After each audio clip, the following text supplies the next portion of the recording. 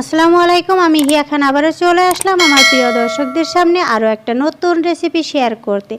আজ আমি মুরগির মাংস, মুরগির ডিম দিয়ে রান্না করব। তো কিভাবে রান্নাটা করি পুরো ভিডিওটা স্কিপ না করে দেখে নেবেন, সবাই সাথে থাকবেন। তো চলুন শুরু করি আজকের রেসিপি।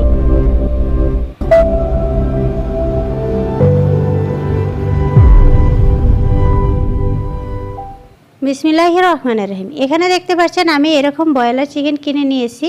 তো এরকম করে আমি বড় বড় টুকরো করে নিয়ে নিয়েছি। তো এখানে দেখতে পাচ্ছেন তিনটা ডিম, তিনটার মাঝে একটা কিন্তু ফেটে গিয়েছে। তো ফাটা ছিল ডিমটা, আমি তো দেখতে পাইনি, সেটা আমি সিদ্ধ বসিয়ে দিয়ে ঢাকনা দিয়ে ঢেকে রেখেছিলাম। তো পরে দেখি এরকম কুসুম টুসুম বের হয়ে একদম শেষ সব কিছু। তো কী করা যাবে, অমনিতেই নিয়ে আসলাম। আর এখানে পেঁয়াজ, তো রসুন আর কাঁচা লঙ্কা আর আদা রসুন কিছুটা আমি পেস্ট করে সেগুলো কিনে এনেছি, সেগুলো দিয়ে দেব। তো তাই আমি আদা এক্সট্রা করে পেস্ট করে নিয়ে নিই, এখানে দিয়ে দিলাম। তো স্বাদ মতো কিছুটা পেঁয়াজ বাটা, আর দিয়ে দিচ্ছি 1 চা চামচ জিরা গুঁড়ো, 1 চা চামচ ধনিয়া গুঁড়ো, দিয়ে দিলাম পরিমাণ মতো হলুদ গুঁড়া। এবার সব কিছু দিয়ে দিচ্ছি এখানে স্বাদ মতো লবণ। তো খুব বেশি কিন্তু পেঁয়াজও দেওয়া যায় না, কারণ সবজির মধ্যে পরিমাণ মতো পেঁয়াজ না দিলে কিন্তু সেটা মিষ্টি লাগে, খেতে ভালো লাগে না। হয়তো অনেকেই মিষ্টি খেতে পছন্দ করে, তো আমি মিঠা সবজি আমার কাছে ভালো লাগে না, তাই। তো এখানে দিয়ে দিলাম 1.5 চা চামচের থেকে একটু বেশি শুকনো লঙ্কা গুঁড়ো, আর দিয়ে দিলাম আদা রসুনের পেস্ট।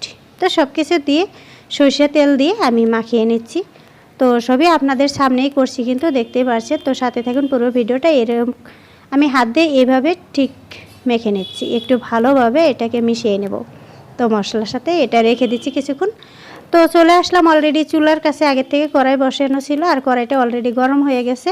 এখানে দিয়ে দিলাম সামান্য একটু সরিষার তেল, দিয়ে এক এক করে আমি 2টা ডিমই ভেজে নেব। তো উল্টো পাল্টা, যেহেতু তেলটা অনেকটাই গরম হয়ে গেছে, কড়াইটা যেহেতু গরম ছিল তার জন্য, আর ডিমটা কিন্তু ভাজতে বেশি একটা সময় লাগেনি।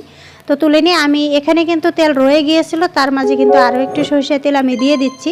তো দেখে হয়তো বুঝতে পারছেন। আর এবার আমি কিন্তু রসুন যে থেতলে নিয়েছি, রসুনগুলোও দিয়ে দিচ্ছি অলরেডি। আর এখানে দিয়ে দিলাম যে পেঁয়াজ বাটাগুলো। তো পেঁয়াজগুলো আমি গ্রেটারের সাহায্যে এইভাবে পেস্ট করে নিয়েছি, একদম ছোট যে গ্রেটার আছে সেটা দিয়ে। আর কাঁচা লঙ্কাগুলো দুফালা করে নিয়েছি, সেগুলো দিয়ে দিলাম। দিয়ে এগুলোকে একটু ভেজে নিচ্ছি কিছু সময় ধরে। তো পুরো ভিডিওটা দেখতে থাকুন, সাথে থাকুন। আর যদি কোনো অংশ ভালো লেগে যায় তাহলে অবশ্যই আমার চ্যানেলটাকে সাবস্ক্রাইব করে পাশে থাকবেন। পাশে থাকা বেল আইকনটিকে ক্লিক করে অল অপশনে ক্লিক করে দিবেন, যাতে আমার বানানো প্রত্যেকটা রেসিপি সবার আগে আপনাদের কাছেই পৌঁছে যায়। আর যারা সাবস্ক্রাইব করেছেন তাদেরকে যেন অসংখ্য অসংখ্য ধন্যবাদ। কাছে বা দূরে, দেশে বা বিদেশ থেকে সর্বদাই যারা আমার সাথে আছেন বা আমার ভিডিওগুলো দেখেন, তাদেরকে তো বলার ভাষা নেই। তো তাদের প্রতি অনেক অনেক সম্মান ও শ্রদ্ধা, ভালোবাসা রইল এবং দোয়া রইল সাথে, ফি আমানিল্লাহ সবার জন্য। তো এখানে দেখতে পাচ্ছেন কিছুটা আমি গোটা গরম মশলা, সাথে 2টা তেজপাতাও দিয়ে দিয়েছি। তো স্বাদ মতো লবণ, এখানে আর একটু সামান্য লবণ দিলাম যাতে কম না হয়, যেহেতু ঝোল দিতে হবে আর ঝোল ঝোল একটু রাখতে হবে, তার জন্য লবণটা একটু দিয়ে দিলাম। আর তো জলের পরিমাণটা একটু বেশি দিতে হবে। তো এভাবে আমি ভেজে নিচ্ছি। প্রথমে ডিম দুটো অলরেডি তেলে যেহেতু ভেজে নিচ্ছি, তারপরেও একটু কষিয়ে নিলাম। তো এবার আমি ঢেলে দিচ্ছি মাখিয়ে রাখা চিকেনগুলো, মাখিয়ে রাখা যেই ব্রয়লার চিকেনগুলো নিয়েছি সেগুলো। তো এটা কিন্তু লোকাল মুরগির মাংস নয়, তো এটা কিন্তু চিকেন ঠিকই, কিন্তু এটা কিন্তু ব্রয়লার মুরগির মাংস।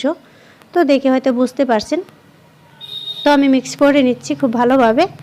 তো এরকম করে আসলে প্রত্যেক দিনই একই কথা বলতে বলতে ভালো লাগে না। হয়তো সবাই জানে যে সবজি রান্না করতে কী কী লাগে, তারপরেও বলে দিতে হয়, বলে দিলে কারণ সুবিধা হয় আপনাদের। এই জন্যই যে হয়তো এক একজনে এক এক ধরনের মশলা ব্যবহার করে। তো কিছুটা কষিয়ে নিলাম, দেখতেই পারলেন প্রথমে কিন্তু আমি জল ছাড়া কষিয়ে নিচ্ছি।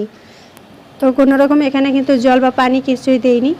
তো যে মাংসর মাঝে যেটা জল ছিল, এই মুরগির মাংসর মাঝে, সেই জলটা দিয়ে আমি কষিয়ে নিয়েছি। এবার আমি কিন্তু সামান্য এখানে জল দিয়ে দেবো, আরও একটু দিয়ে কিন্তু তারপর আরও একটু কষিয়ে নেব।